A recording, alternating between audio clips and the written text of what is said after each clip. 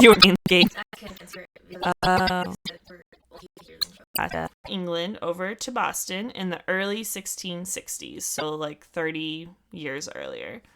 And by 1692, he was all settled in Salem with his family. So his family consisted of his wife, Elizabeth, their son, Thomas, who was at this time 10 years old, their eldest daughter, Betty, who was 9, and the youngest, Susanna, aged 5. So they had also taken in their 11-year-old niece, Abigail Williams, who had unfortunately lost her parents in kind of like the bad times going on.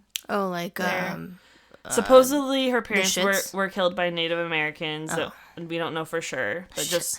Did you hear what I said? The shits?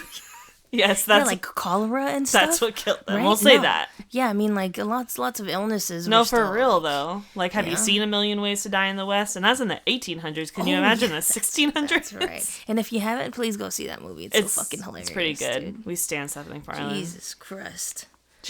Yeah, it's so good. Anyway. So, so they took in their niece, Abigail, who lost her parents, and then... Lastly, living in the house with them, they had enslaved 2 Native American people named Tituba and John, and they were actually married. They were a couple. Oh. Which is nice. At least, like, they got to be together. Yeah. So, like I said, our story begins in Samuel Parris's home. And Samuel's daughter, Betty, the 9-year-old, as well as her cousin Abigail, started to display some strange symptoms. They complained of unexplained bites on them. They would contort their body into odd positions. They would make animal noises, randomly throw things around the room. They would fall into like a trance-like state, just like staring out into nothingness, and they would even have seizures. What the heck? Yeah. So after about a month of trying to figure out what's going on with them on their own, Samuel and Elizabeth, the parents, called in the town physician, Dr. Griggs. Now, Dr. Griggs could not find one medical reason why the girls would be acting this way, and he declared them to be, quote, under an evil hand. So after this diagnosis, not even prayer worked to get the girls to stop with all these crazy symptoms. Right. And they were officially determined to be bewitched. Binks is very sad about it. And they weren't the only ones. Not too much later, 12-year-old Anne Putnam and 17-year-old Elizabeth Hubbard started exhibiting the same symptoms. And eventually, throughout the next few months, a total of 10 girls and young women would become bewitched. Damn. Now, of course, Samuel Parris and other important people, like in charge of this town, wanted the girls to fess up about like who did this to them. Because in order for one to become bewitched, someone has to bewitch them. So they're not blaming the girls, but they're like, who made you like this, right. You know? So they asked the girls who did this to them, and they told them. Betty and Abigail said that it was Tituba, the woman who was enslaved by the Parris family. And to everyone's surprise, Tituba confessed. She also named 2 other women, Sarah Good and Sarah Osborne, to be witches as well. And the 3 of them were accused of witchcraft and arrested, and thus began the Salem Witch Trials. Damn. That's how it all started. So with, like, girls just saying... Like, they bewitched just claiming yeah. that random women... That's what started because it. Because these women weren't... They were, like, so random. Yeah. Like, random women. Like, Tituba... I mean, granted, Tituba was a slave. Yeah. And was of, like, an indigenous descent. Right. So she wasn't white. Right. You know? I'm sure the girls saw it as, like, an easy, oh, it was her right, kind of thing. Even, like, Sarah Good and Sarah Osborne. Yeah. I believe it was Sarah Good. That was a very, very old woman. Just bedridden. Oh, no. Sarah Good was a beggar. There was an older woman, though. It was Sarah Osborne, then. Oh, okay, yeah. It's one of, yeah. Right. I'm sorry. We did a tour in Salem, and Marlene is very observant and smart and receptive with all this kind of stuff, so she kind of knows the story. Yeah, but... it's Sarah Osborne. Mm-hmm. That was she was like an 80-year-old woman, right. like bedridden, like old, couldn't even get out of bed, and she was accused. You know, and then Sarah Good was. We'll be good. Yeah. Oh, sorry, It's I okay. always fucking get ahead. She does, and you're gonna do it even more this one because you know the story. Oh my gosh! Yeah. It's okay. I'm gonna just interrupt you every time. Yeah, please do. I will. It's the one time I can interrupt you and you can't get mad about it. Yeah. I'm gonna be shut up. Okay, instead of being like, can I please just finish my sentence? Love you. So yeah, these three women were arrested for being witches. So I actually found documentation from Tituba's interrogation where she confessed, and I'm gonna read just a snippet of it for you. And so I'm gonna be going back and forth between Tituba and the man interviewing her. Okay. So the line I'm starting with is from the interviewer, not Tituba. So this is him. Tituba, what evil spirits have you familiarity with? None. Why do you hurt these children? I do not hurt them. Who is it then? The devil, for aught I know. Did you never see the devil? The devil came to me and bid me serve him. Who have you seen? 4 women sometimes hurt the children. Who were they? Sarah Osborne and Sarah Good, and I do not know who the others were. Sarah Good and Osborne would have me hurt the children, but I would not. She further saith there was a tall man of Boston that she did see. When did you see them? Last night in Boston. What did they do? They said hurt children. And did you hurt them? No. There's 4 women and 1 man. They hurt children, and they lay upon me, and they tell me if I did not hurt the children, they would hurt me. But you did not hurt them? Yes. Them and stood Sarah Osborne in order to receive a lesser punishment, and also she did later recant the confession and say that Samuel Parris, who was in charge of her, was threatening her and saying to confess and to name the other women. But it's all kind of hearsay. Tituba is actually the only, wasn't it one of the, she's the only, she's the one that spoke up and gave her accounts, and that's why we know the story of the Salem Witch Trials. That's why we know a more in-depth version of it, because these are court documents. There are court documents, but she really was the only one that gave first-hand experience, a broader view into all of this. So we also stand Tituba. We hella stand Tituba here. Not only because, the whole slavery thing just pisses me off in general. Absolutely. But also because she was a woman, and also because she's an indigenous woman. Right. Which, I'm sorry, this isn't even related at all. I'll talk about it later. Excuse me. It's just about, women empowerment. I mean, it seems Savannah, we learned a lot of history, and of course Savannah has, such a sad history as well with all of that, war and enslavement. But also, women were kicking ass in Savannah. There were so many women and taking charge.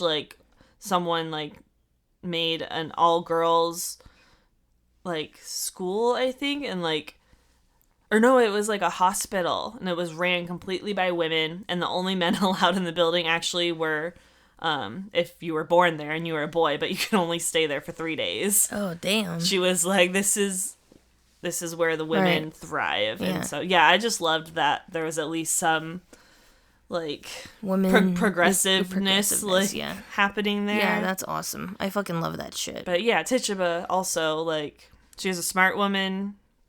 She did what she could in the situation she was in, but we'll get to it. Yeah, just to dismantle that, what's the word? Assumption that Tituba was a black, a black woman, which she could have been. Well, yeah, a lot of sources online were saying that she could have been from Barbados. Yeah, from Barbados. Which, I mean, that's still, even if she was born there, that's still kind of, in a sense, it's all still indigenous to me, Right. But she is also known as Indian in a book that I read of the Salem Witch Trials. So just wanted to point that out, that she most likely was not. Yeah, I haven't of African descent. I haven't seen any of it, but it's like from what I've learned, it seems like she was kind of just turned into a trope in like books and movies and stuff of the kind of like in The Conjuring, like, with Bathsheba. Yeah, she was kind of turned into like a voodoo witch type person, and she is like honored in like New Orleans for this, and like for being a witch put up on a pedestal kind of thing. Yeah, which is like really the only memorial she has. Right, and it's not quite really in the right context. Yeah, no, which is also unfortunate. I don't like that. Maybe one day. It took Salem 330 years to even make a memorial for any of the people that were victim to the Salem Witch Trials. So who knows? Yeah. Maybe you can create a memorial for her. Yeah, probably. I'll start with the What's Your Favorite Scary Story group. Get a posse together. Yeah, our What's Your Favorite Scary Story posse, and we'll all get started on it somehow. Sounds good. Anyways, we love Tituba. She did confess and name these other women, where we don't know the full true story because a lot of it's hearsay. Right. But regardless, this threw the town into a frenzy, and people were being accused of witchcraft left and right. There was a mass hysteria running through the community, and people were being accused of witchcraft for just the littlest things and basically being tortured in horrible ways. But before we get into that, I'm actually going to pass it over to Marlene. Me? So did you know that? No. So this week, it was kind of a team effort with the research, and Marlene is going to kind of go in depth a bit about why this turned into just like utter chaos with like the mob mentality and all that. Because it's not just because like two little girls were acting strange. There's a lot more that goes into it. So the stage is yours, babe. Go ahead. Awesome. Have fun. I think before I get started, though, I am in the middle of cooking as well. Oh, yeah. It's funny, we set up this, like, FaceTime where I have my phone upstairs, and we're FaceTiming our food on the stove with Alyssa's just to watch phone. It. And it's been, like, 20 minutes right now, so I'm just going to go really quickly. Check on it, make sure our food's not dying. People entertained, babe. Tell them a joke. Oh, no, don't put me on the spot like that. Okay. I'll be back. Okay, bye, I love you. Bye, I love you. Okay, let's see. What joke do I know? Okay, so there were a bunch of, like, vegetables just hanging out on a table, right? Like, just chilling. They're enjoying their day. It's kind of like the movie Sausage Party. They're all personified, and they're pretty cool little vegetables. And two of them, this olive and this carrot, they start, like, kind of roughhousing and, like, pushing each other, just kind of, like, wrestling around. And then all of a sudden, it just gets crazy, and they're getting close to the edge, and the carrot is getting a little too intense with his wrestling, and all of a sudden, the olive rolls to the edge and falls off the table and hits the ground. And so all the vegetables, they run over to the edge, and they look over, and they're like, oh my God, are you okay? Like, what happened? Are you good? And the olive looks up to them and goes, don't worry, I'll live. Marlene's gonna hate that one. But she's back. Yay. I don't have to think of any more jokes. Hello. I like partially heard that because obviously like the other phone is upstairs on the FaceTime. And once you said, so like vegetables, like sausage party, I was like, dude, bro, no fucking way. But I think I've told you this joke before, but it's a joke where you'd be like, oh my God, of course. I already thought that. It's funny. No, I bet it is. You'll hear it when you're editing, because you also offered to edit this episode, right? I did. I am going to edit this episode, cool. Yeah. So. You ready to get started on your research? Yeah, I am. You're playing me again. I know. It's so cool. So exciting. All right. The floor is yours. Sorry, excuse me. Wow, I'm so nervous. You did this. You did a whole episode on your own a couple episodes ago. You can do this. Did I? Yeah, you just didn't have like real research. It was all from SpongeBob. Yeah, so you felt like at home and more comfortable. Not only that, I was literally able to like make stuff up as I went as well. So yeah, this you got to go off the facts. Sorry. Yeah. So So I'll just start kind of like in the beginning, emigrating from Europe, because that's really like... Right, because we're getting into the back story of this is like the hysteria. Yeah. So the Puritans immigrated to New England to basically live their own rich and simple life.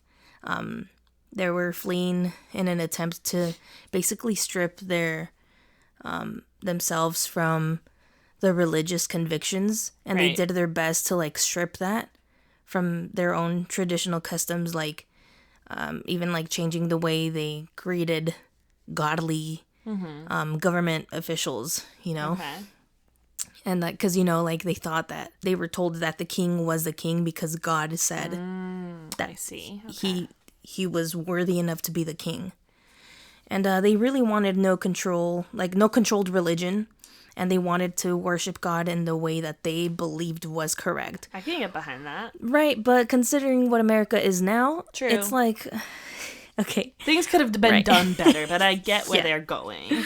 But, you know, most people, even though they were leaving their country to have a little more religious freedom, they still had a few of their traditional beliefs cemented into them. Okay. Kind of like the belief of they believed in the natural world and the invisible world, and the natural world is basically tangible. It's the tangible world that like God gave us, like Earth, everything around us. And then the invisible world is the dark side, like the world full of shadow people and like the other ghosts. Dimension that we're kind of coexisting with, basically. Okay. So, you know, the natural world, everyone loves it. It's God, God's gift to us. And the invisible world, they deeply feared it. And it was as real to them as their own mom, basically, you know? So they believed that God controlled both worlds, both the natural world and the invisible world. And to be safe from the invisible world, all you had to do was follow God's law. Got it. Right? But if you forget to come back from Madame Zeroni, you and your family will be cursed for always and eternity. Yes, so, basically, if anything bad happened to you, it's your fault. And God is basically punishing you by allowing Satan to do his job. I see. From, like, bad weather to earthquakes to even, like, shooting stars. So, it was all a sign from God to them. Okay. So, the witchcraft laws, you know, that came into effect at some point, it really begins in 17, I'm so sorry. It really begins in 700 BC. Oh, shit. Yeah, with the most popular, best-selling book in the world, and an excerpt from it, from Exodus 22:18, "Thou shalt not suffer a witch to live," giving biblical authority, right, to those who believed in the Bible. Right. So later, in 1487, the Catholic Church instilled this by appointing clergyman Heinrich Kramer to write the Malleus Maleficarum. I don't know if I'm pronouncing that correctly. I feel like you pronounced that more correctly than the name. Yeah, probably. I want to say Heinrich. That sounds right. Probably. Heinrich Kramer? Where is he from? He is German. I'm not gonna try that. Yeah, I don't know. And but this Malleus Maleficarum outlines the dangers of witchcrafts and provides instructions on how to identify, prosecute, and punish witches, which essentially convinced a group of people, you know, believers and Catholic and Christians, that there was a witch threat that was like targeting society and your religion to make it even worse. So then basically even this book was used to justify why we were killing a woman who just was walking with a limp, you know. Right. And then in 1542, witchcraft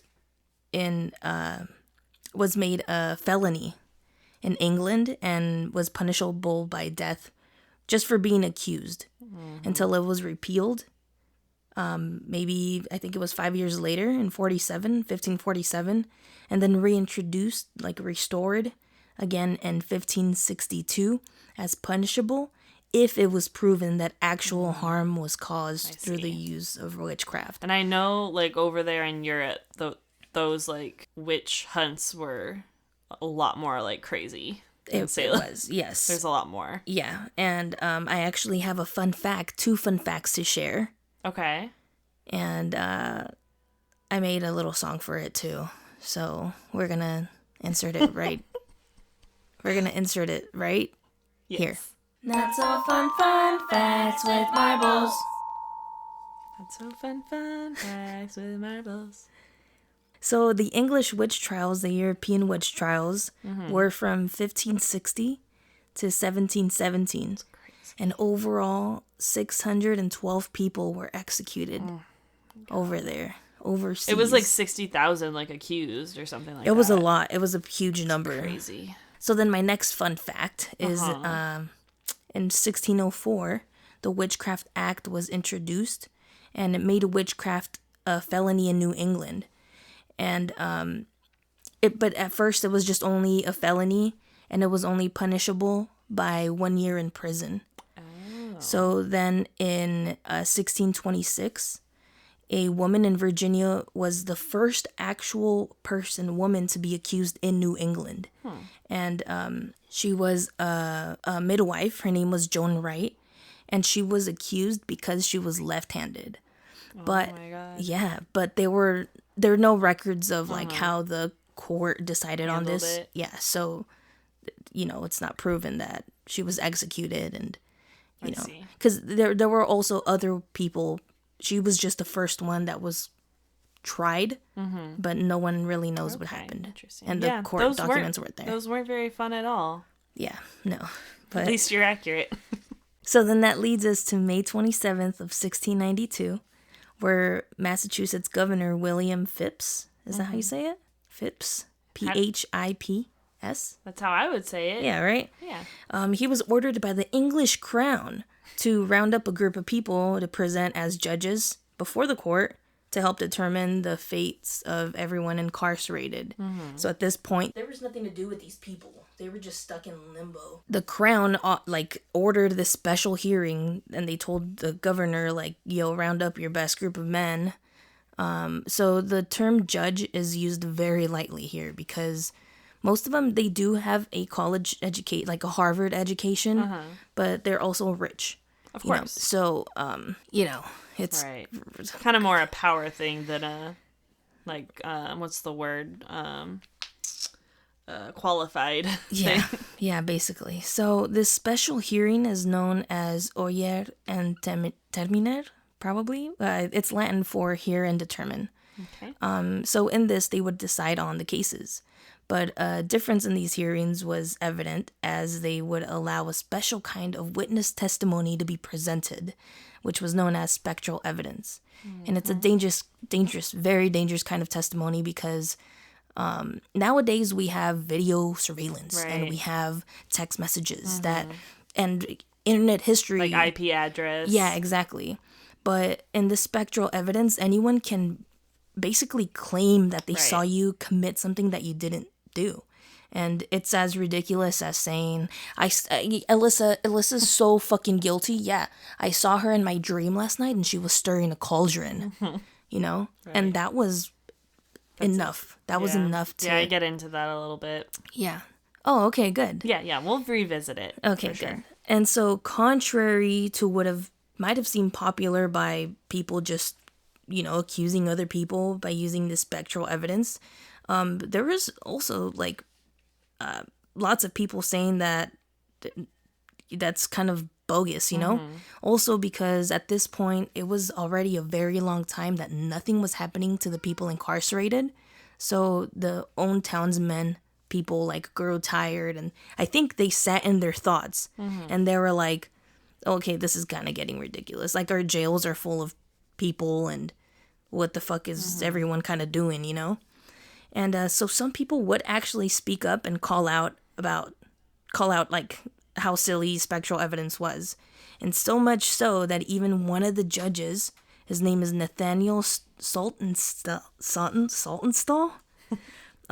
he resigned 5 days after the first execution, which was of Bridget Bishop. He resigned after her execution because he was the only one who wasn't buying into the spectral evidence that they presented. Right. And they still obviously executed her. And he was like, this is fucking crazy. I'm out. And as a result, 14 ministers wrote in to the court.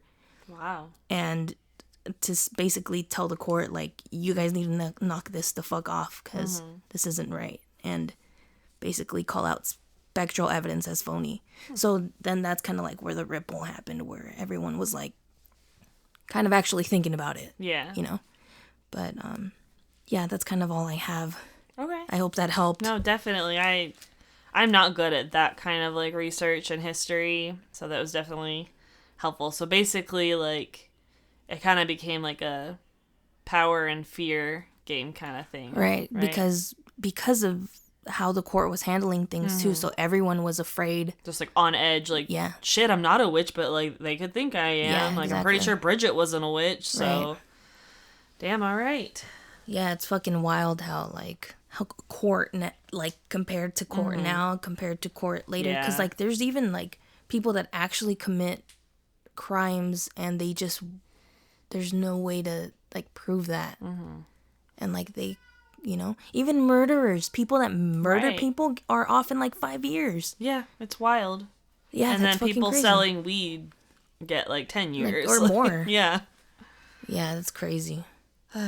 But besides that, I also found a little story on your ancestor. Can we? Yes, I just wanted to tell you that I found something, and I just wanted to share with you that we can hold off to the end. Okay, yeah, because I mean, again, if you guys don't know, I've mentioned it a couple times. I'm a descendant of one of the poor people that fell victim to the Salem Witch Trials. I'm gonna go over everybody involved at the end, and so we can bring it up then. Okay, sounds good. All right, so back to the terribleness. As I mentioned before, these people were treated just horribly.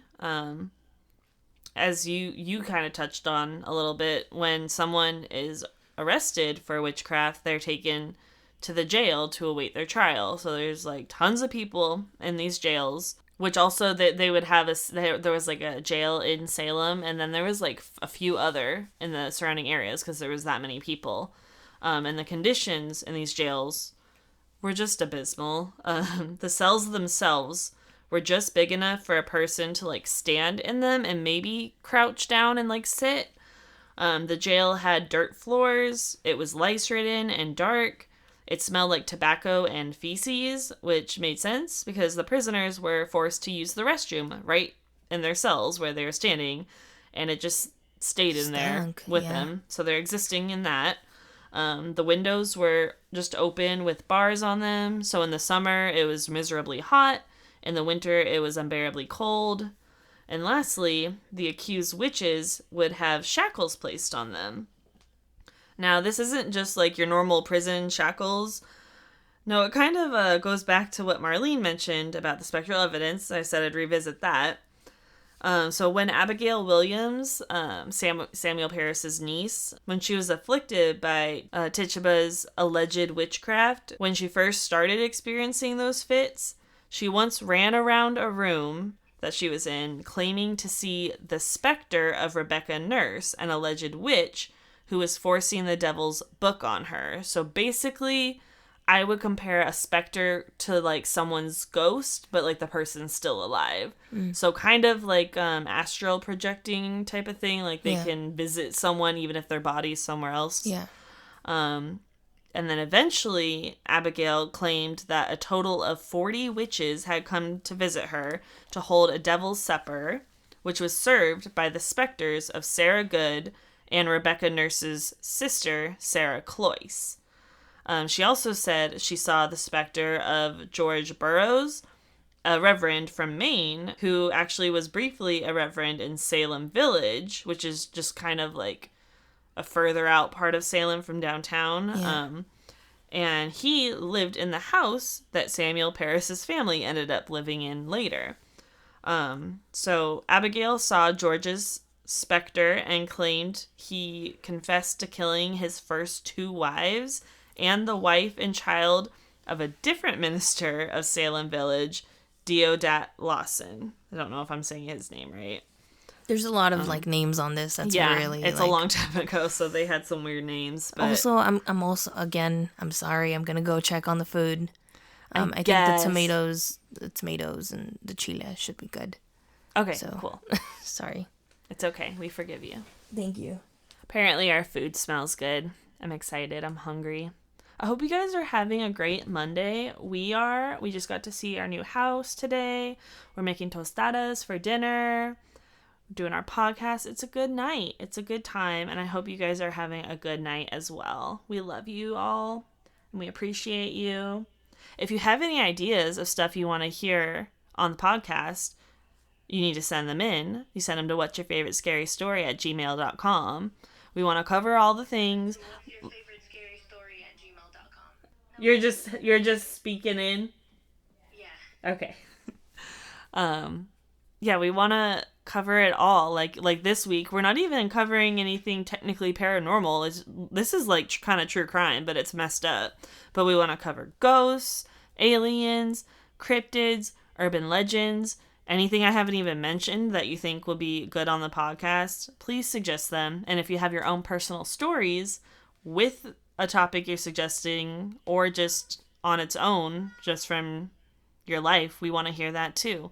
So please send them in. Don't be shy. You can email us, send us a DM on Instagram, comment on a picture. We want to hear it all. Okay, I'm done vamping. I'll wait till you get back. We're good. All right, Marlene is back with one Ghirardelli square. I can share this with you. Just herself. I'm so sorry. It's okay. I'm just punking on you. You know, I always think of you. You do. I'm just being silly. Do you want some? No, it's okay. Okay, I thought so. You see? I love you. No, I mean, I would, but I'm not going to take half of your one Ghirardelli square. It's okay. I can bite half of it if you... I love you, babe. You know what? Please enjoy your square to yourself. Are you sure, babe? Yes, I will have one when we get up there. I am always thinking of Alyssa. I'm always very thoughtful annoying. of her. Yeah, I just don't want people to be like, You're right. wow, she's such an asshole. She only brought one chocolate. She did think of me because the day that my mom and I were driving back from Savannah, we had the worst day. Everything that could go wrong went wrong. And so Marlene, she went to go get dinner. I didn't get home till like 10 p.m., but I'm texting her when I'm like a couple hours away, and she said she was like picking up pizza from this place and heading home. And I was like, is there any chance there might be any leftovers from that pizza? I don't want to stop and get dinner. And she was like, yeah, I got a medium, so you could have dinner when you get home. There's 4 slices left. And so I always think of you, just babe. Reconfirming why I'm marrying her. That's what love is. I love you so much. I love you, babe. All right, back to the tragicness.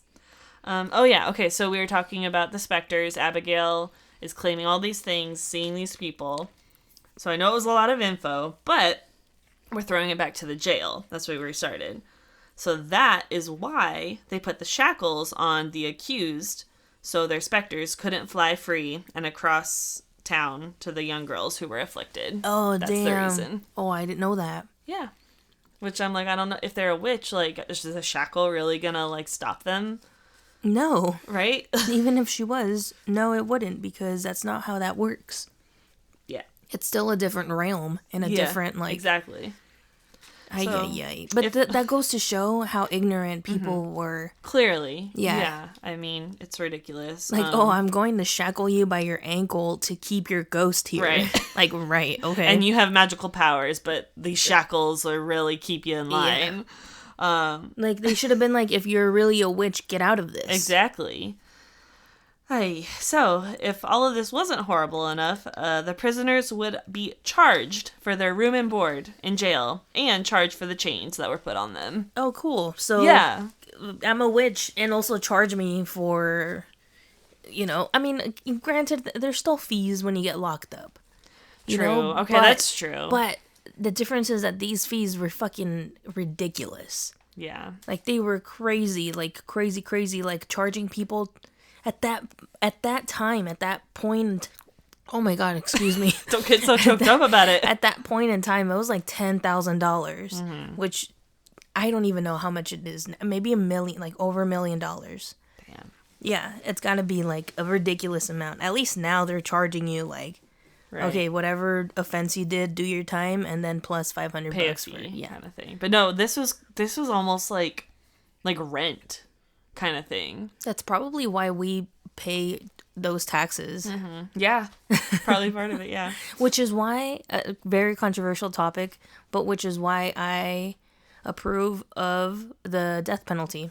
And we're not going to get into that right now. I know, but Alyssa doesn't, but I do. And it's mainly because of that, because I would not want to pay for a CP to live comfortably in a cell, getting fed. And you know what? This is a very controversial. Yeah, we shouldn't get into that. I'm so sorry. But I guess to defend myself a little bit, the only reason I am against the death penalty is because I see it as an easy out. And I think if a CP or a murderer did that, they should lose their life, but be aware and conscious that they don't get the rest of their life, and they have to just sit there and think about it and that's where I'm coming from. We should just throw them in shark infested waters. If you're over here being inappropriate with someone underage, that you deserve everything bad in the world. Yeah. So that's another thing too, where I'm obviously I don't know the logistics behind any of this. I'm not that educated at all in this kind of thing, but I feel I know we have minimum and maximum security, but I feel if you're one of the most terrible people on earth, it should be more of a box, and you get castrated. And you get fed gruel 3 times a day, and you just have to sit there, and that's all you can do. But then if you shit every day, if you were selling coke, I don't think you're a terrible person necessarily. No, it's a party drug, dude. Bring it over here, bro. Shit. I just think there should be different I'm kidding. Horriblenesses of prison. That's, I sound 100%. so ignorant and not educated on it, but I just no, you don't. That's it's a good opinion. That's lots of people agree with you. Yeah, I just don't think they should. And lots of people agree with me. Yeah. I just don't think they should get to enjoy life. I don't think they should get to breathe. Shut up! I need to think faster. They shouldn't get to not be tortured. Getting getting the shot and just not being here anymore. That's not paying for your crime. They should make it so painful. They should leave those people to people think like me, so we can just be so just be very gruesome and mean and with people like that, and just just throw them out to the angriest 6'5" tall man that has so much built up pent up anger in him, and just beat the shit out of him. This really got away from us. Well, I mean, it works out, because we are now going to move on to the torturous ways that they tried to prove that these people were witches. But they're innocent people, though. Right. Right. So this is much more unfortunate. Yeah. So I would say the most well-known test was the swimming test. They would drag the accused to the nearest body of water, bound them, and throw them in the water. Jeez. If they drowned, that meant that they were human and they weren't a witch, but they drowned. But if they floated to the top, that meant they were a witch and would most likely be sentenced to death. So a little bit of a lose-lose there. So that's kind of like the whole shackle thing I was talking about.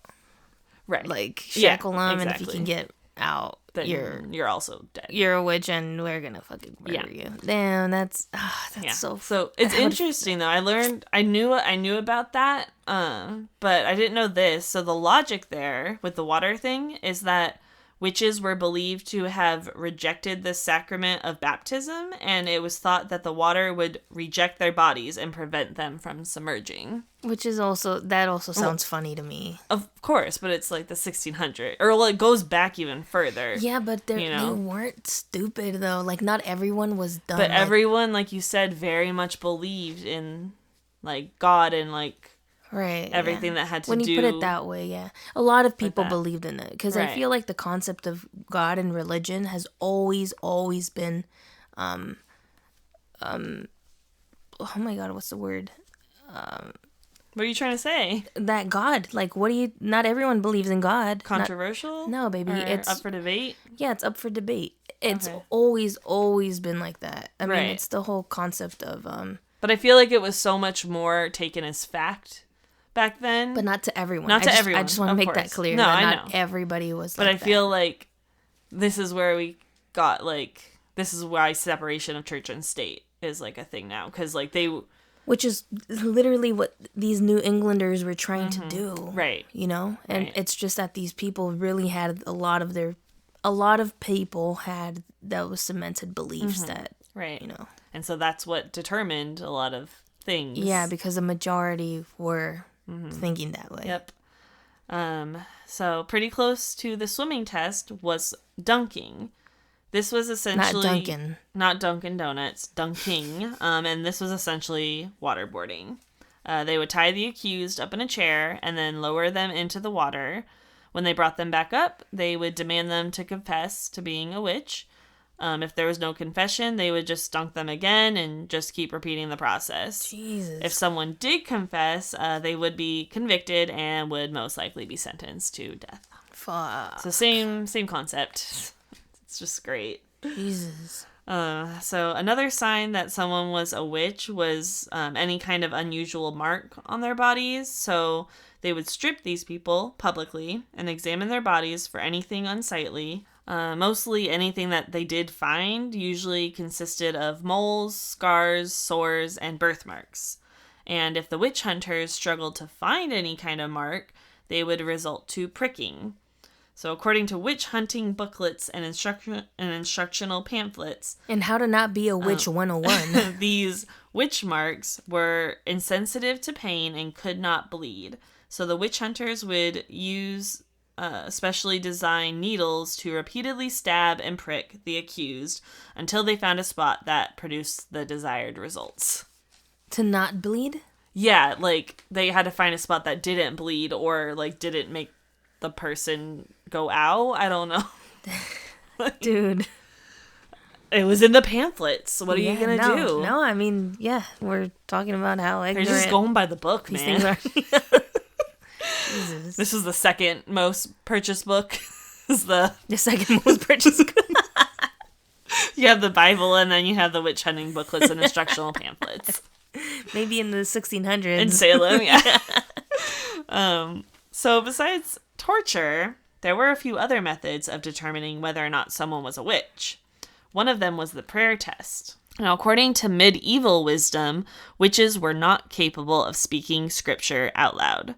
So the accused were made to publicly speak sections from the Bible, usually the Lord's Prayer, and they were to do this without making any mistakes. So it didn't matter if you like slipped up a bit because you were a little nervous because you were on trial for being a witch, or if you were like illiterate and you couldn't read at all, you had to get it perfect. Which like I'm screwed. Do you guys know how much of like myself I edit out of this because I'm stumbling over my words and I'm literally reading it off of a paper? Like. So which one's the Lord's Prayer? I believe it's Our Father who art in heaven, hallowed be thy name. I think it's that one. Is that Our Father? I think so. I think it's also called... I can look it up really quick. Guys, I don't know these things in English. I learned everything in Spanish as a Catholic, so please don't judge me because I won't even toot my own horn, but... Yeah, it's the Our Father. Okay. Yeah. Wow, I knew that. Aren't you proud, Mom? Anyway. Where was I? Oh, yeah. Okay, so you had to say it perfect. Couldn't mess anything up. And sometimes, even if you did get it perfect... they would call it a devil's trick and kill you anyway. Damn. So you just cannot win with these people. Like shit. That's wild. That's crazy. Unfair too, though. Yeah, like you literally can't win. Yeah. So next is the touch test.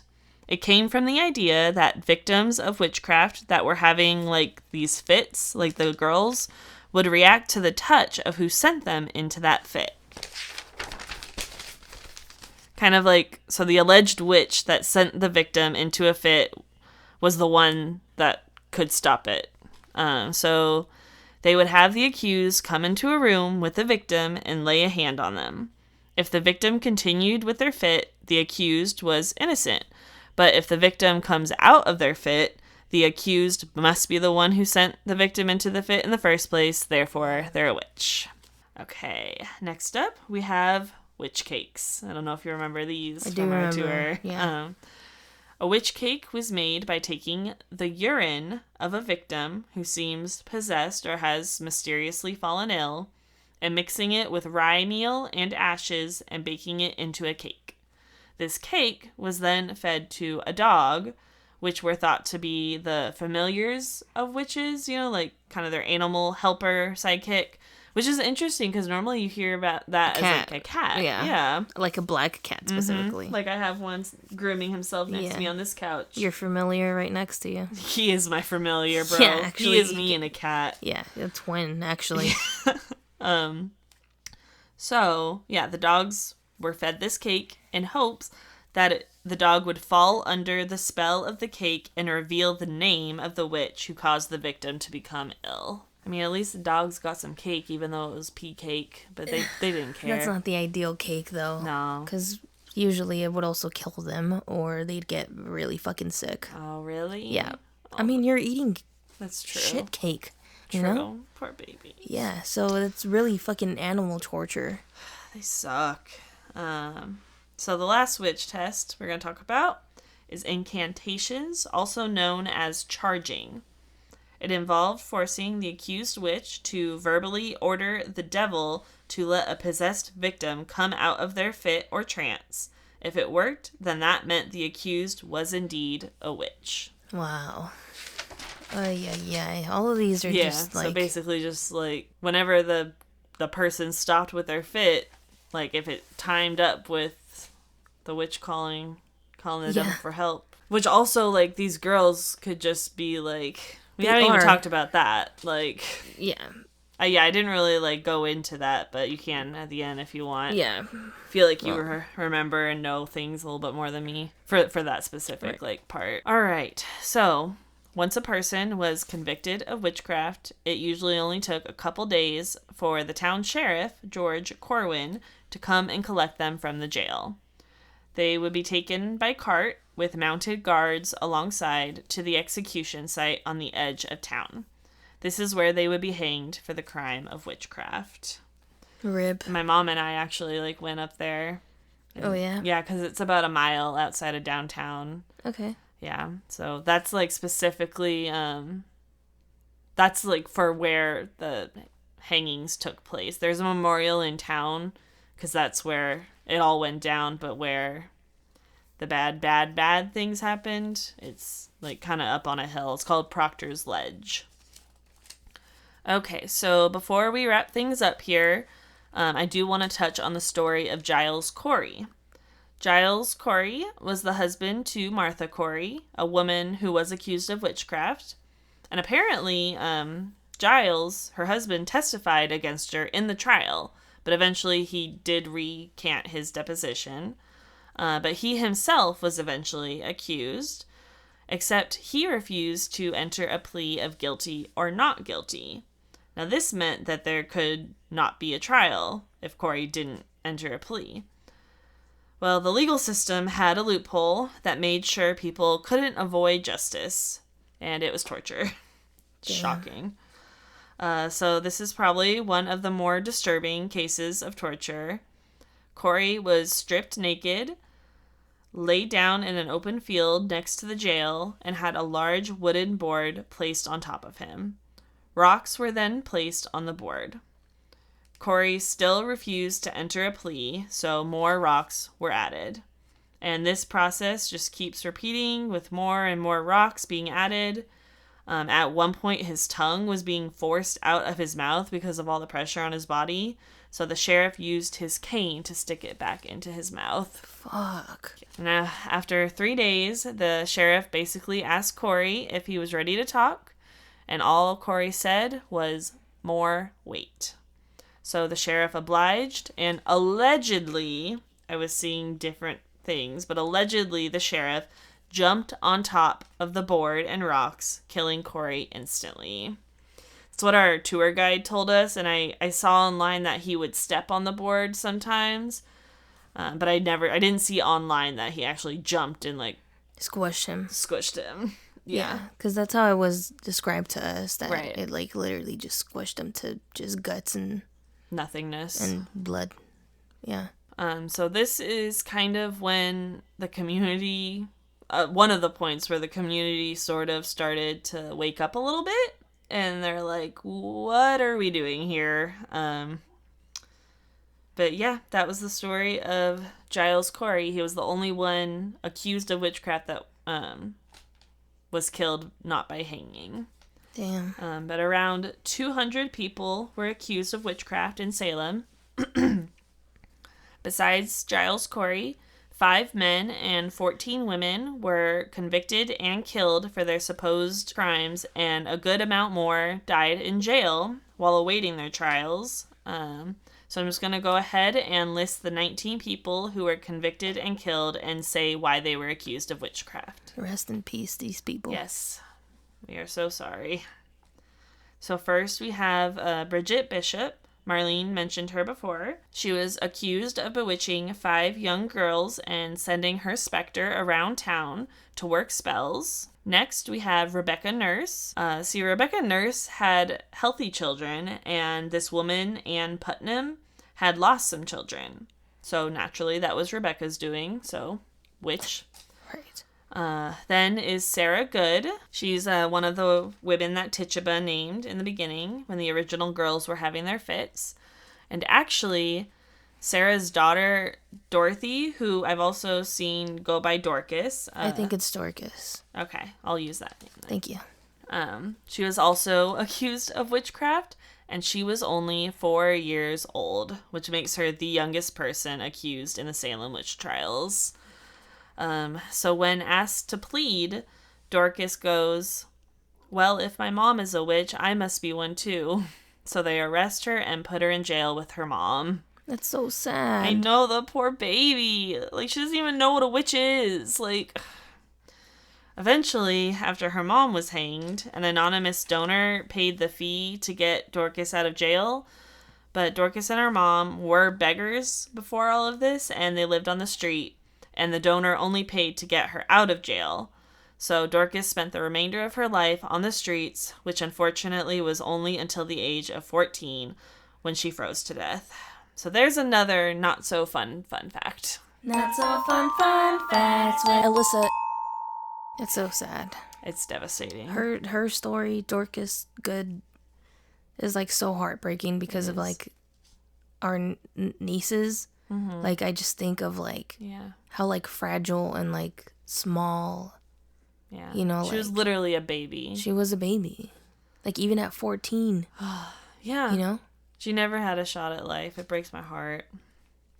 Moving on, we have Susanna Martin. Supposedly, she had caused a man's oxen to drown. Her specter stalked a farmhand. She had bitten a man's hand. She had driven a neighbor mad, and she had been seen at witch meetings. Oh, of course. Yeah. Right, because we meet every Saturday, actually, as a matter of fact, on the day of Sabbath. So yeah, every third Saturday we have open mic. Like, if you want to say any new spells you've been working on. So, I'm sorry, we need to keep things light. This is just like the saddest story ever. Then we have Elizabeth Howe. She was accused by the Purley family of afflicting their 10-year-old daughter. Next is Sarah Wilds. Hers is extra shitty because she wasn't exhibiting any of the traits of like a witch at all. I guess she had married her husband, John, only 5 months after his first wife died. So the first wife's family just spread rumors that this woman was a witch, and that's why she was killed. Holy shit. Like, there wasn't even any real reason. No they just reason. Probably were fucking haters. And like, if literally, like, you could say a random name and just Sarah something, that's probably a person in the town, and then she could get arrested and never have even met this woman. Mm-hmm. Okay, now we have George Burroughs. The actual physical evidence that they had against him was that there were bite marks found on some of the girls he was accused of recruiting to join him. Next is Martha Carrier. This is the woman that I am a descendant from, she was accused because she allegedly set illnesses on people and sent her specter out to cast spells. Would you like to tell your story you have on her now? Yes, I would. Okay, go ahead. I need to grab the book from upstairs. Okay, go ahead. But it gives me time to also check the meat. Okay, I love you. I love you, baby. All right, Marlene is back with her book. Hello, sorry, I just totally left it up there. But it worked out because I still had to check out the food. So I really like this book because the author, her name is Rosalind Shanzer. I guess she's a writer and illustrator. Mm-hmm. And the book's name is, it's called Witches, The Absolutely True Tale of Disaster in Salem. And it's published by the National Geographic. And she basically read every trial transcript, letter, book, sermon, list of confiscated property, and other pieces of original material, source material, I guess, related to the Salem Witch Trials. Girl did her homework. Yeah, and she did abridge a lot of it because it's 17th century language and stuff. But she stayed true to the original story through the illustrations. And it kind of has a dark, creepy, tone to it. Yeah, it's pretty cool. And so she mentions, I got this book because it mentions Martha Carrier, and I figured it's a little cheat code instead of us Googling the shit out of hundreds of pages on Google. Right. So it says, back in May, when the girls in the courtroom had accused Martha Carrier of murdering 13 people. Which is funny because 13 is your favorite number. Right. It's the number. Yeah. And said that she was the queen of hell. Damn. She had told the judges, it is a shameful thing that you should mind these folks that are out of their wits. Carrier, a minister's niece, had been jailed along with 4 of her 5 children. Her 2 oldest sons were tortured along with Proctor's son, in an effort to make them say that their own parents were witches. Poor babies. So Carrier's boys adamantly refused to confess or to blame their mother. And for being so stubborn, they had their heels tied to their necks until blood gushed out of their noses. Wait, heels tied to their necks? Yeah.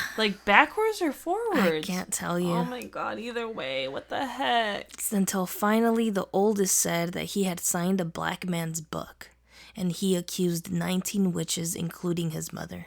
Damn. The younger son said he had signed the book too. He reluctantly named 3 witches, but refused to accuse his mother. And that's really... But what's funny too is that the George Burroughs. Mm-hmm. Did you mention him? Yeah, he was one of the ones accused and killed. Yeah, and he was dubbed the King of Hell. Damn. Yeah. So Martha Carrier, your ancestor, was dubbed as the Queen of Hell. Wow.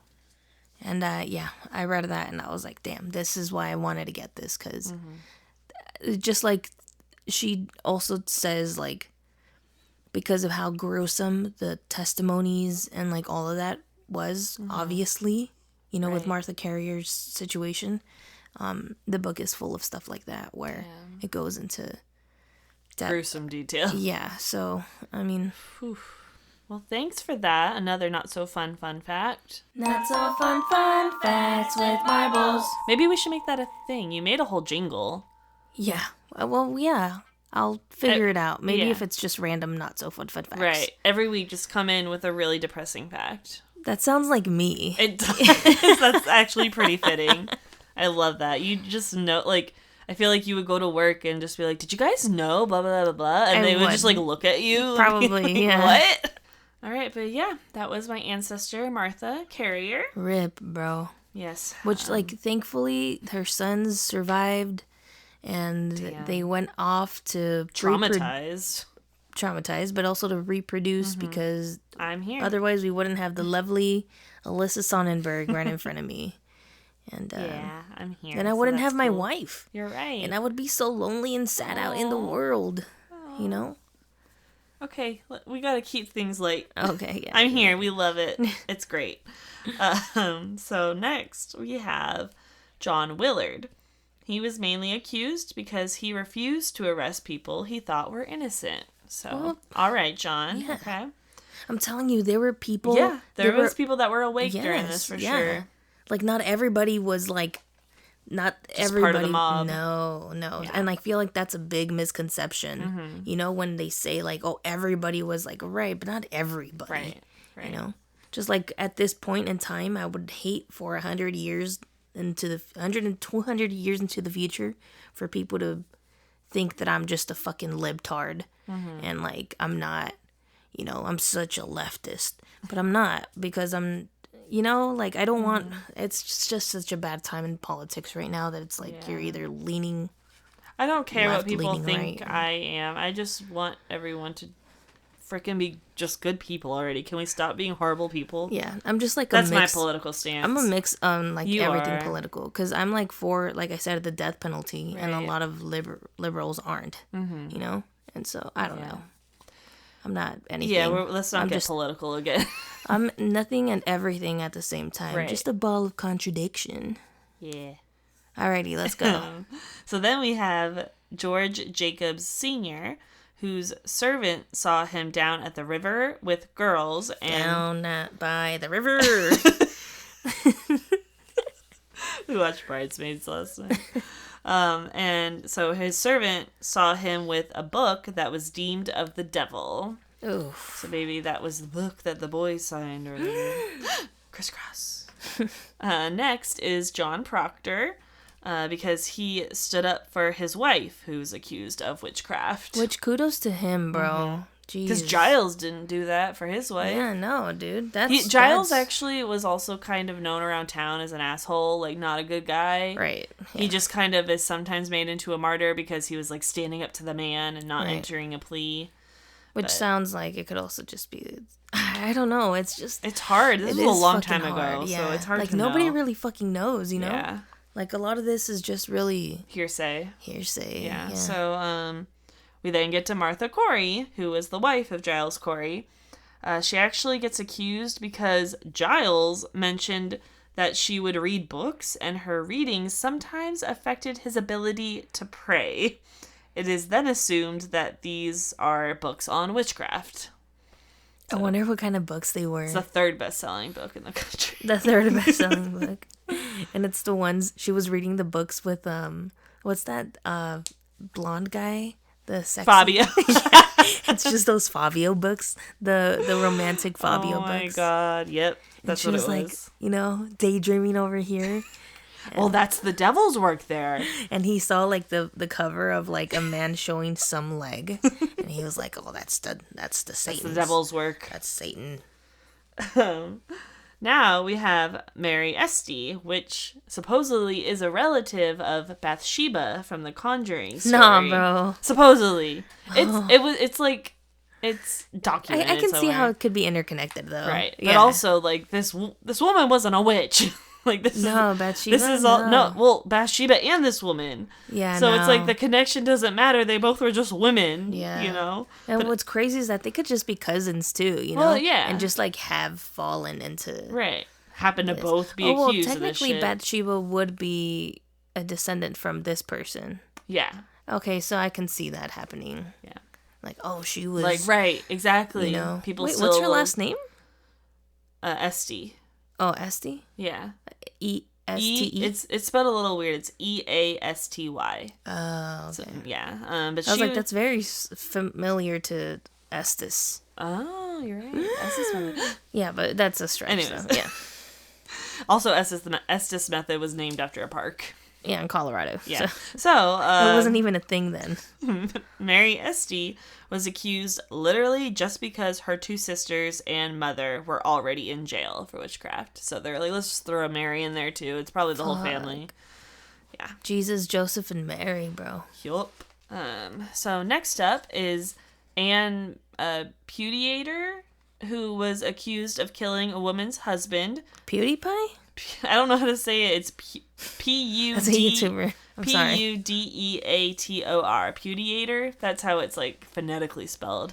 But she's accused of killing a woman's husband, throwing a man from a cherry tree, and trying to bewitch the magistrate's horses to prevent them from reaching court in Salem Village. Damn. Wait, what was the first thing she was accused of?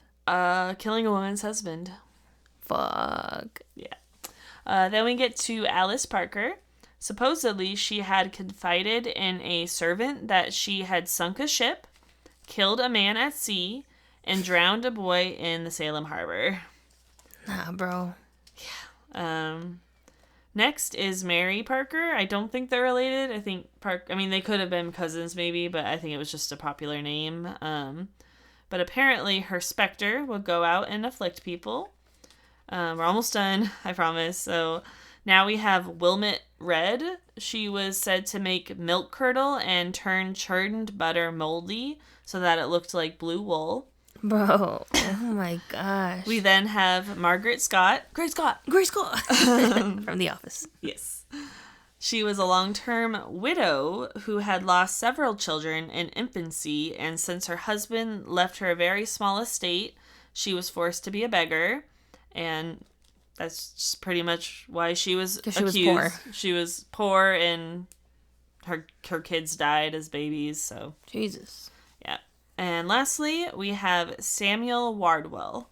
He was accused because he had dabbled in fortune-telling as a young man, but also because he had family members in the area who were disliked, and he had married a woman whom many did not think he was worthy of marrying. Hey, I hate your father, and your wife's too good for you. Yeah, you're a witch. Off to the gallows. Yeah, for real. Jesus Christ, man. All this just pisses me off, honestly. That was the story of the Salem Witch Trials. But opposite of claps, right, boo! Boo. Yeah, that was it. Jeez. Pretty much like a true crime story, honestly. Yeah, it's all not so spooky, but still, it was a good one, man. Yeah. I mean, we had to cover it as part of our spooky New England trip. Yeah. But besides that, beer was good. Yeah, you loved the beer there. So not in Salem, but according to the locals, it's spelled Peabody, but the town next to it, they pronounce it Peabody. Last time my mom and I visited Salem, we found a place in this next town over. The best gnocchi I've ever had in my life. This is like one of the best meals I've had in my life. I was obsessed with it, and I made us go back to it this trip because I was not going to miss out on that. And I was like, this whole time since they've gone, I don't even remember the last time they went. It was like a year and a half ago. And Alyssa had been raving about this gnocchi, and I was like, I don't know, maybe. You're like, yes, it was good. So we went. I had the spaghetti, which was good. I love spaghetti, first of all. You can't fuck up spaghetti. Right. And then Alyssa got her gnocchi, and I tasted it, and it was fucking bomb. I don't even know what she validated. I don't even know what the fuck it is, but the whole dish, delicious. I think the sauce, part of what it is because they had it in like a red sauce, and so I did this last time too. I just asked if they could get it in like a white sauce, like an Alfredo sauce, and so because I also tried a gnocchi with Alfredo sauce in my Savannah trip. I did the same thing, and it was really good too, just of course not as good as the other gnocchi, but I think you can really tell it's like an authentic Italian place, that Alfredo is like 10 notches higher than like the shit you can buy at the store. Yeah. Like it's not even an Alfredo sauce. It doesn't taste the same. It's so good. It's I don't just know. Delicious. I don't know if it's because like we're in the East Coast and there's lots of Italians over there in like New England. Yeah, but it was authentic and I was so good. happy. I had never had authentic. Yeah. And she Italian. loved the beer. So I was like, you know what? Maybe we just are going to be making a third trip to Salem at some point. The beer and the cider was delicious. Mm-hmm. That was the best cider I've ever had. Oh my gosh. It was like peach cider. Mm-hmm. Bro, oh my God. I can... It almost tasted like apple juice, like frothy apple juice. Mm-hmm. It was so good, but... Cider still over the beer. The cider was the best part, I'd say. And we just saw like other things, like parts of like the we Hocus Pocus. We saw Hocus Pocus attractions, of course. The ones that were walkable because one of them's like kind of far. But we saw Allison's house from Hocus Pocus, and then we saw the school and town hall. Where the party's happening with the adults. And a cool thing, too, we also saw the building where the first telephone was made. Alexander Graham Bell was up in there with his first telephone. Which is, like, not even a full block away from where the Salem jail is. Mm-hmm. Like, it's a walkable thing. But I saw that building, which was really fucking cool. And then the first church. The first church which is where I had my beer. Mm-hmm. I was like, dude, I need to have a beer. Because they made it into it's like a bar now. Restaurant.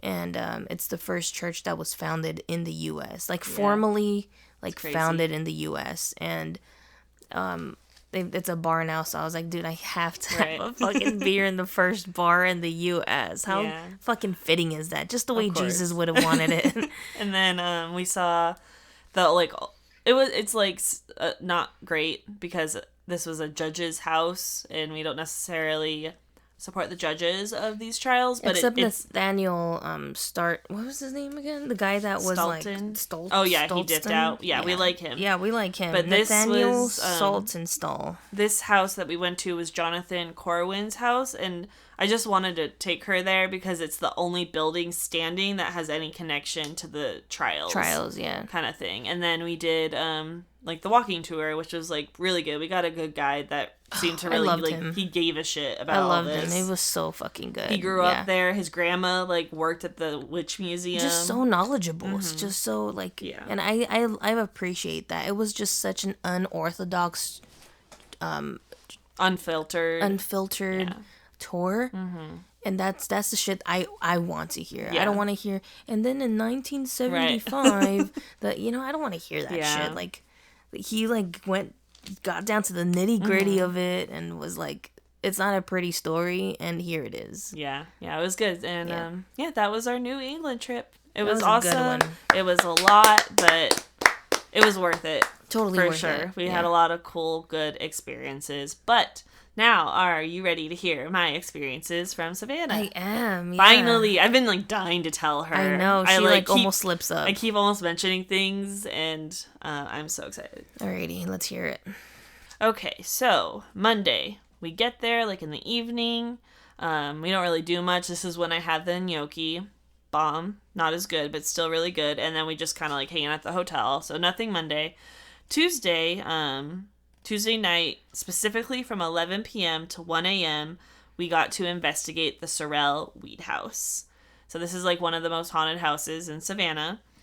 The guide took us into the house, gave us a tour and like the history and explained how to use the equipment and stuff. And there was only 2 other women there. It was like me and my mom and then like 2 friends. And that was like it for the whole investigation. Oh, like a small group kind of thing. Yeah. Oh, that's really cool. It is. And so I read online that they split you up to like investigate different parts. So we got split up. So it was just like me and my mom investigating in these places. So my mom and we start by ourselves in the basement. Damn. That's pretty ballsy. This is when I realized I haven't investigated without Marlene yet. And I'm used to having her here, or at least it being like the 3 of us. Yeah. So just me and my mom in the basement. I got a little scared. I was getting like nervous. No, I bet. That's pretty fucking ballsy if you don't know, like it's like you don't know till you're in it. Yeah. It's like this old stone dark basement and there's just like little lights throughout it. It was creepy. So we start it's like kind of split up into different like room type sections down there. So we start where I think he was a part of the family. I'm not sure if he was like a son, but his name was Frank, Dr. Frank Sorrel. That's where he would operate in like, because obviously there's like war going on around here, or just like people like around the town. Yeah. Like he would fix them up, sometimes amputate things. Our guide even told us that he would amputate the limb, and solderize it. Like solder it like in a not good way, like it was done terribly. And then he would take you across to the square in the park to sit for a couple hours, and if you were good to go after a couple hours, he'd send you home that day. And if you weren't good to go, then you just went back into the basement, into the morgue. Oh my God, Jesus Christ. So they would fucking die out there. Yeah. Yeah, I don't want to, like, go too much into these stories, because these are, like, episodes on their own. Yeah. But, yeah. So we started in that room, and we used dowsing rods in here. So for those of you that don't know, these are... We mentioned it in the last podcast. It's the iron... Copper L-shaped rods that you can use to... They stick out in front of you, like, parallel to the ground. And originally they were used to, like, locate where water was. And so they kind of just, like, can move on their own very easily. But if you, like, you know, keep your breathing controlled and stand very still, they don't move. So the idea is that the spirit can use their energy to move the rods and answer, you know, if the rods cross. Yeah, that means yes, kind of thing. So... Dr. Frank was talking with us a little bit. He pointed to where he was in the room. Oh, shit. And then we asked if there were any patients there, and they said they were there. And we asked them to point to where they are in the room. And so they pointed to this, like, wheelchair that was, like, I don't think it was from that time, but it looked like what a wheelchair would look like from then. And they also had put basically, like, it's like a vibration meter, so if you, like, put your hand down next to it, it would, like, go up, and then also detect the temperature changes. So they had put something on there. I only saw the temperature, like, change, like, point something once. But yeah, my mom was facing away from the wheelchair, and the rods were pointing towards me. And so one of the rods swung, like, way back to the wheelchair. Damn. And we had been talking with the patients and Dr. Frank, you know, once the rod went to the wheelchair... It did not talk to us one more time after that. It completely stopped communicating. After you asked it... Where you are. And it pointed at the wheelchair. So that was interesting. Then we moved to... it's called like a breezeway in the basement. I think it's like where they would like... I'm not quite sure. But it's kind of just like a hallway attached to the side of the basement. And there's like a little opening doorway to go into it. And this is where their shadow man is. Fuck. He's about 7 to 8 feet tall. And they think that he might have been like a soldier named John from like the war. And so they have like you enter the room and you turn to the left and it's like the hallway. So like right when you enter the hallway, they have like a chair sat up there like facing the hallway. And apparently that's like John's chair. And so you're supposed to, like, ask John permission to sit in his chair. Like, and if you don't, then, you know, you end up with, like, a scratch on you or something. So, yeah. My mom decided to ask John to sit in his chair. Damn, so my mom went ahead ballsy. And took a seat on it. And she's starting to, like, believe more and more, but she still doesn't seem, like, as, like, scared as I feel like I was. No, I was trying to put on a brave face. Dude, I'm telling you, my mom would never do anything that Diane does with us. Like, Diane's a fucking ballsy woman. Yeah. Yeah, dude. Like, I wouldn't even do things that she does, you know? It's just like, bonding time to her, you know? Yeah, she's... Damn, dude. Like, yeah, hardcore, Diane. Yep. Congratulations. Yep. So, you know, we were, like, kind and respectful, but we did a voice memo to ask questions, and so I had that going while we were talking to him, and I was also taking pictures of my mom in the chair, because supposedly he sometimes will show up in pictures. I didn't get anything there, unfortunately, and I've been putting off listening to all my voice memos from these investigations. I did the same thing with The Conjuring. I haven't listened to them. Maybe tomorrow we can take some time during the daytime. Yes. But after about a minute, my mom feels something on her arm. What the heck? She compares it to like a spider crawling up it, and she like touched it, and there was nothing, no web or anything. So we ask if that was John to please touch her just one more time. Literally, no more than 5 seconds later, something brushed up against her leg. What the fuck? Yeah, and I was like staring at her. Oh, like, dude, no. I've only like gotten a tiny bit of pressure on like my hip in the or Conjuring like house, a cold spot, but it wasn't something. like, oh, also, before we went into the house, their guide, she said, as she was setting everything up in the house, and she bent over to, like, get a doll from, like, a drawer, she literally felt an entire cold hand on her back. Because she had a crop top on, too. Yeah. So she could feel it on her skin. Yeah. I'm like, oh, that's, like, next level. Binks is, like, crying from the other room right now. I'm sorry if you guys can hear that.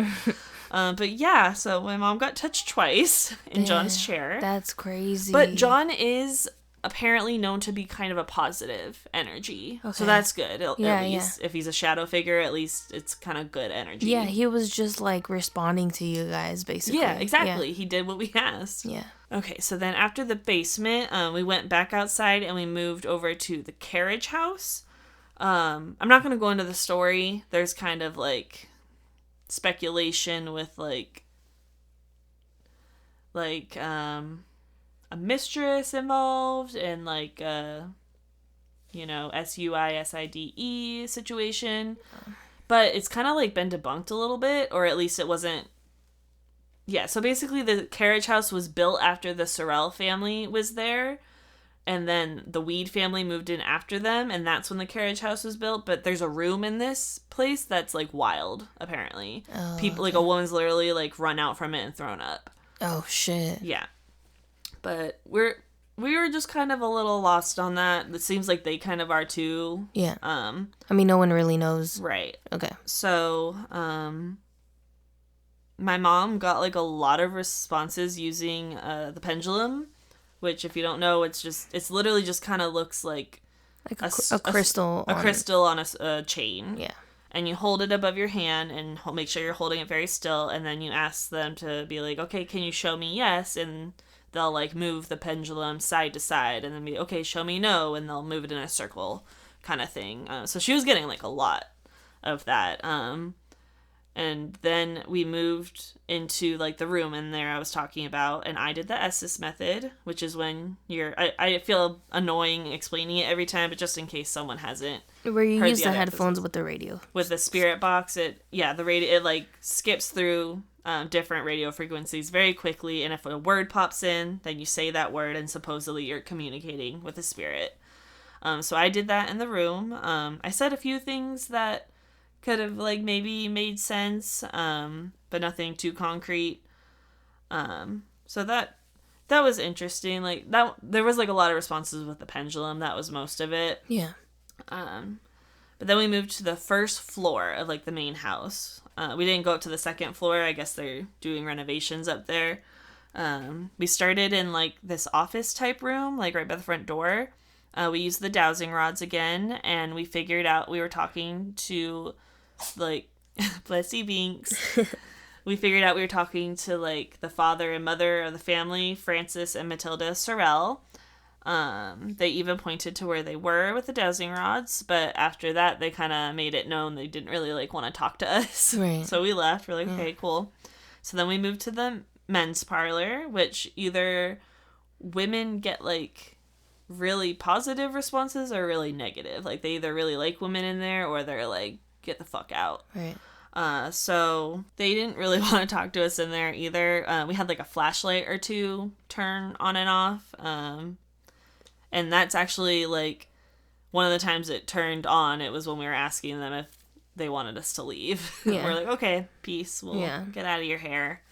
And then lastly, we ended in the women's parlor. I believe we were talking to Matilda, the, like, mom, the woman of the house. My mom did the Estes method in here. She was saying some things, but it wasn't making much sense. But it was actually a flashlight that was much more responsive. Like, just this one, of course. It's, like, only usually one of the two flashlights we put out. The cat balls didn't get touched at all. But it was going off, like, constantly. Yeah. And then, like the whole time we were in there, which was, like, 15 minutes. And then, or maybe less, like 10. But then the guy told us on the walkie, like, okay, guys, time to, meet Wrap it up. Yeah. And so we were like, okay, Matilda, like, we're leaving now. Do you want to turn the flashlight on one more time, say goodbye? And I was, like, waving at this thing. I was like, bye.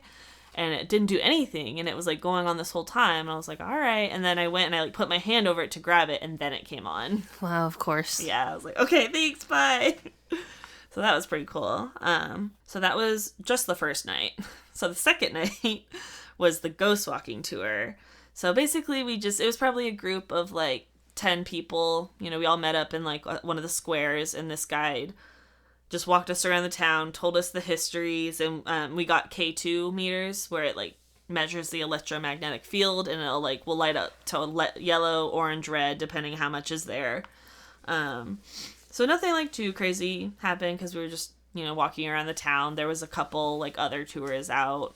Like I wouldn't expect much to happen. Right. I will say though that was like the most I've ever seen a K2 go off. It was like going off all over the place. Yeah, you were also outside though.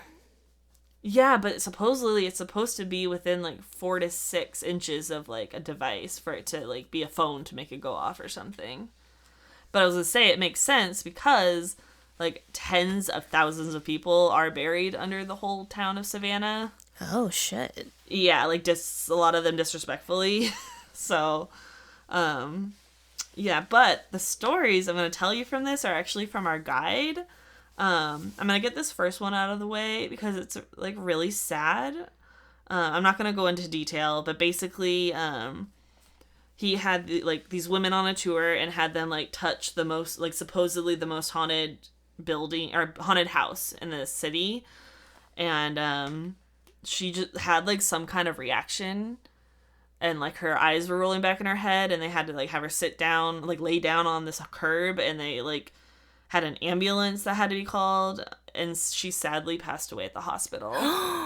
Yeah. Oh my god. This man had a woman die on his tour. What the fuck? So he doesn't go over to that house anymore at all. Holy shit, what the fuck? So I guess supposedly she like has a pacemaker that is supposed to like restart your heart, like if you have a heart issue, but like something made the pacemaker not go off and like restart the heart.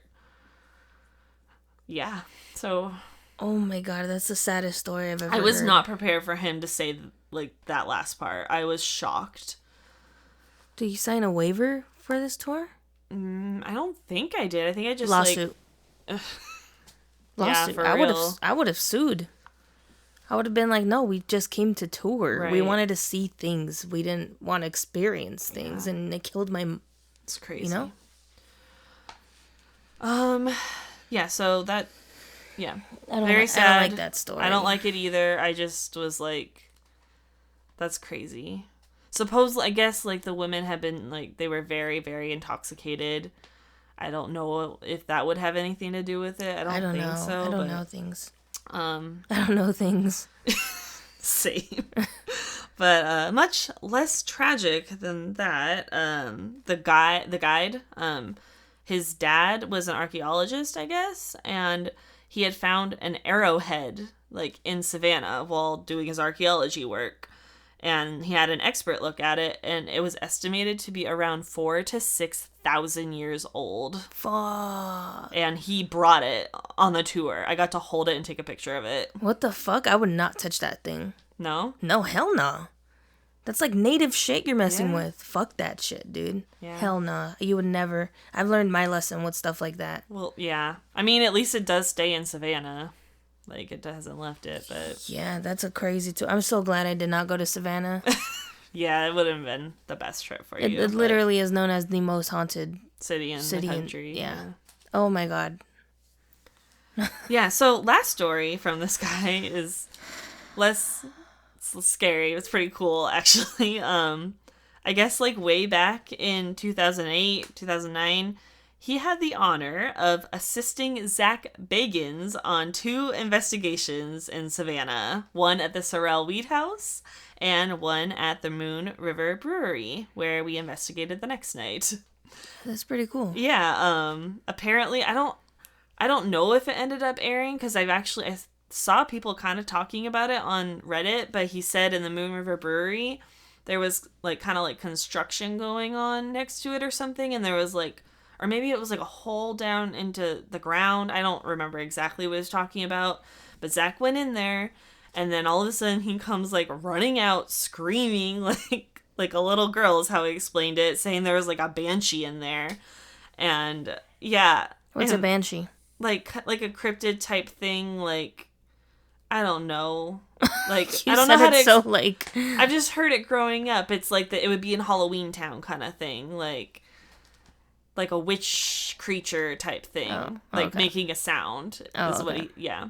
And so then someone went in after him, and it was a mama cat with her litter of kittens. Oh. But he ran out. And then our guide told us that it was, like, they didn't put it in the show when it aired kind of thing. Well, no, they wouldn't. Right. Yeah. But yeah, I thought that was, like, really interesting. I mean, considering all the spooky stuff that he's probably witnessed, he probably expected to see something creepy. Right. So that was... Well, this was, like, in the beginning. But, I mean, I guess he had seen things before his show. Yeah, I mean, that's why he was a ghost hunter. Right, that's true. Yeah. Okay, now we can move on to the next and last night of our trip. All right, so as I said, this was the night that we investigated the Moon River Brewery.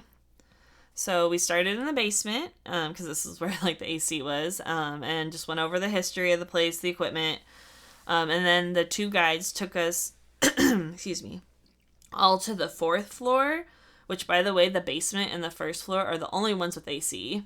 So the 2nd, 3rd, and 4th floor are like a hot fucking box. Hot, yeah. Like, it's awful. Do they actually? Is it a real brewery? Yeah. No, this is like a place. Yeah, it's where patrons come and they eat, and yeah, it's pretty poppin'. And you didn't try any fun drink there? No. Well, it's because we had to do this when they were closed. Right, but you didn't go after or before. Like, you had a whole week there. It's okay. No, that's just crazy to me. Like, to not want to experience like a leisure time. I'm more interested in this. Like leisure time hanging out at the spooky places. Yeah. You know? I'm sorry, okay? Ay, ay, ay. Okay, so. Even having a water. I'm not telling you. I'm not promoting I'm drinking sorry, or any forgive of that me, stuff, please. You know? Anyways, so all of us... Or you could have just... God. I'm kidding. We have 8% left. 7, actually. 7% left. We're gonna die. Not me. Hell no. No, we are alive and well. So, all of us, it's 8 of us on the tour, plus the 2 guides are up on the top floor. So when we get up there, some, like, K2s are going off. They're pretty active. And, like, as the REM pods are also going off. Or it's just, like, literally this box. And if something goes up and touches it, it beeps. Those are going off, like, a lot. And then after just, like a 5-ish minutes, they send 4 of us down to the 3rd floor. It was me and my mom, and then this, like, couple who definitely had some fun pre-investigation cocktails somewhere else. So we were there, but there was, like, really nothing. Like, my mom and this guy got a little bit of K2 up in a corner, but that was it. So I was, like, starting to get, like, a little bummed. And we only had, like, 15 minutes in that section. And then we switched. And so the people on the top floor came down. And then we went up to the top. My mom did the Estes method there. Nothing, like, too definitive. She answered some things. And then we all went back down to the 3rd floor. And so, like, everyone was on the 3rd floor together. And I don't know why we didn't investigate on the 1st or 2nd floor. Maybe because the 1st floor is, like, the restaurant, so maybe that we just don't investigate there. And then the 2nd floor, it's, like, a whole room of storage that you can't go in, and then just kind of, like, a hallway. But I was like, we could have gotten stuff there. But anyways, so on the 3rd floor, it's, like, 2 separate rooms and then a hallway in between them. And so my mom and I were in one room. I did the Estes method, and, like, no words came through at all. Like, nothing. So then we moved to the other room, where everyone else kind of was, and got, like, a good amount of words, which actually were all a woman speaking, except for one of them. And all the words sounded like, normal. Like, how they sound when they come through. It's just like, a person talking. But one of them sounded, like, pained. And what she said was, help me. Like, said it like that. God. And I was like, oh my God. But, that wasn't, like, the part that got to me. So as I was doing the Estes method, 4 times I felt like onto my face. Now remember, there's no AC or open windows at all on this floor. Fuck? So yeah. I was like, I need to remember this and ask my mom. I thought she was it was hot. Moving. And I thought she was like, like breathing heavy, or kind like of thing. fanning her face. Yeah, or someone walking by. Yeah. We were the only ones over on that side the whole time, and she said she did not do it. I felt it 4 times. And again, no one else at all walked over by us. My mom was standing the same spot to my front left. On my right side, I felt a stomp right next to my foot. Whoa. I was like, what was that? It was crazy. It wasn't scary at the time because I thought it was like someone else in a room, but that was weird. Yeah, and it's like when you're in that, what do you call like it? Zone? Like zone? Like a trance, zone, meditation. Yeah, in that position too where you're just focused on seeing if you can capture anything, if you're talking anything. You try if you feel anything, if you sense anything, you try your best to focus on what you're doing to not get distracted and break that zen, you know, because you're just like, okay, if this is something, it's going to happen even bigger or again. So you like stay concentrated. Focus. I kind of rock back and forth. Yeah, because that's what happened to me at the Conjuring. If I would feel like scared, I'd be like, okay, I'm scared for a reason, but I'm going to keep going for it, you know? So I get it. It was weird. Yeah. I've never experienced that before. So then all of us moved down to the basement and we like sat back down in our chairs where they had kind of been going over the history. Yeah. They set like equipment up around the basement. Like 80% of the time, a REM pod like in the other room across the way that was set up by a mirror was going off like 80% of the time. Damn. Yeah. So we're all sitting there. We're also at 5%. I'm almost done. I think this is one more page. All right, so we're all sitting there, but they had one chair set up at the other end of this like room next to us where like these like barrels were stored. And so it was at the other end of the room, facing away from everyone with an EMF rope around it, which is like a K2, but like as a jump rope. And so there's a bunch of different lights on it that all work individually. A few people did the Esses method there in the chair, including me. So, as other people were doing it, the equipment would be going off, like, here and there. The REM pod would go off. There was a ding from a bell. A K2 that was, like, sitting on a table behind the guides kept going off. And then a music box went off for a bit, which I've never experienced before. So that was kind of cool. That is pretty cool, actually. Yeah, and my mom, she said she felt... Now, there is AC in the basement, but it had just turned off, and she felt like a gust of wind come between her and me. And so after 2 people have already done the SS method in the scary chair, I finally built up the courage to volunteer for it. Unfortunately, it was right after this man told us a story about, like, literally, I think he, like, was Latino, and he was, like, big machismo, like, okay, yeah, let me have a whack at it, you know, and he's like, I'm not scared. And then I guess... After like 30 seconds, he came running back to them. He said he saw something crawling down the stairs over there. What the fuck? Yeah, and then it was my turn. Oh, shit. So my eyes stayed closed the entire time. I was like, I'm not going to see anything crawling downstairs. Yeah. And when I went over there, I was like, before we get started, nothing is allowed to touch me. That's my one line. Oh my god, I was like scared. After a while, I kind of, like, start to feel things around me, just that, like, energy of, like... Yeah. I don't know how to explain it. It's like you feel like something's there with you. Like, watching you, or, like, wanting to touch you. Yeah. I kept reciting over and over again, like, whispering, like, nothing's allowed to touch me, nothing. You, like, cannot touch me. Like, I was not gonna let it happen. Yeah, I know that feeling. So...